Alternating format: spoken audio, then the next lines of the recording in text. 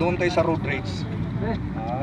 Ito yung pag-usapan natin na kayo. Yung namaril sir, ano? Kailan lang yun? Yung may mga motor kayo, di ba? Kung hindi man lang kayo na, katulad yun, nag-umpisa pala yun sa, napanood na ba yung video? Doon sa Fortuner. No Hindi sir. ka naman nasagi. Siguro maaaring nagmamadali yung Fortuner. Hindi ka naman nasagi. Pagpasensyahin mo na. Maliban lang kung talaga nabangga ka. Yun, pagriyak ka. Hindi ka naman nasaktan. Kada problema natin sa bahay, huwag mo natin. Kumbaga hindi man pwedeng iwanan sa bahay kasi tao tayo eh. Dadalhin mo talaga yung problema mo. Pero isipin mo yung problema mo na kung pag dyan na pinabayaan mo yan, maging alipin ka niyan, yan ang papahamak sa'yo. Iwasan mo na. Ito na. Nagkapulan. Itong tanong ko nun.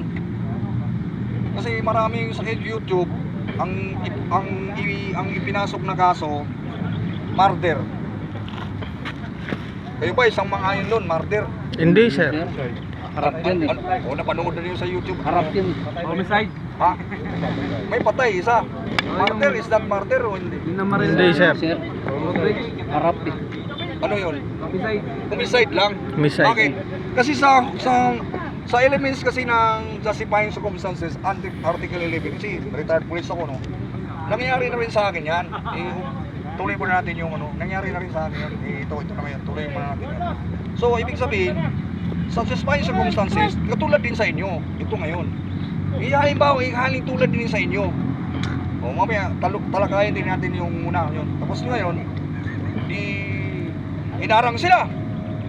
Di bumaba, ano? Bumaba. Pinagtulungan pa nga yun eh. Hindi ko na alam kung anong usapan nun, nung sinuntok o diretso. Pag once na nagkaroon ng sinuntok mo, ang elements kasi ng justifying circumstances, self-defense. Number 1 is unlawful aggression. Ano na yun eh? Sinuntok ka na eh. So, pasok na. Number 2, yung Pinagtulungan siya sir. necessity means to repel it, to prevent. If to employ, to prevent it. Necessity, the means to employ, repel it. Yung kuan doon, yung pangalawa, tanong ko sa inyo, na-presence ba doon? Wala eh. Suntok kuan lang yun, nabugbog na siya, di ba? Tapos bumunot na siya ng baril. Binaril niya agad. Hindi yun eh, hindi yun ang ano, hindi yun nung pwede pasok sa number 2 yun. Bakit? Dinerecho niya bin. Sinabing necessity means employed to repel it. Yung necessity, yung kailangan na yung equal forces. Kung yun ay Sumugod uli. sumugod na may dalang kutsilyo o binasag na bote, yung bote na punta doon, sir. pag binasag mo yan, pag Ang talim yan, talas na. patay ka niyan. Kutsilyo o kaya yung pwede yun, barilin mo. Kasi andun eh. Pero suntok lang eh. Hindi naman ikamatay mo yun.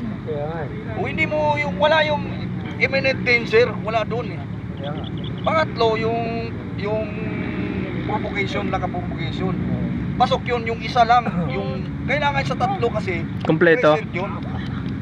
Maging ma-establish mo ng self-defense. Nakuha nyo? Nangyari na rin sa akin yan, kinuyog ako. 15 yun sila, inumang kami sa video kay tapos yun, nawat ako, pulis ako noon eh.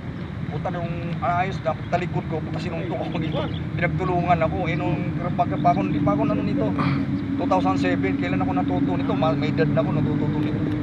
Ito kasi, pag nung natututo, ito pag nung namaril din ako, 3, pero isang putok lang, yung kanya, putang dami. Ito puta nung binaril siya, yumuko siya, putang lapit lang nun, marunong ka sa disarming, kuha mo yun. Kaya ituturo ko rin sa inyo. Ayun nga sir, no? Lapit lang nun. Lapit lang tuturo ko ng disarming. Kasi mga 3 araw, dadala ko nito ng baril. Ituturo ko sa inyo. Yumuko, unang putok nun, yumuko siya, hindi tumama dun sa likod. Iba yung sinuntok niya eh. Dapat pinapin yung baril eh. Tinuhan kayo? Oo sir. Disarming sir. Pero nakalimutan na sir, repression na lang. O sige, ibalik natin, i-repress natin. Repression na sir. Ito, importante ito yung kutsilyo. Kasi ito, Siya disarming ng baril oh. Ito, balik tayo sa kutsilyo. Ito, napakadali nito. Kasi pag nasaksak mo yung tao, tingnan mo muna yung may CCTV. Tak, tak, o, tapon mo yung kutsilyo, wala na.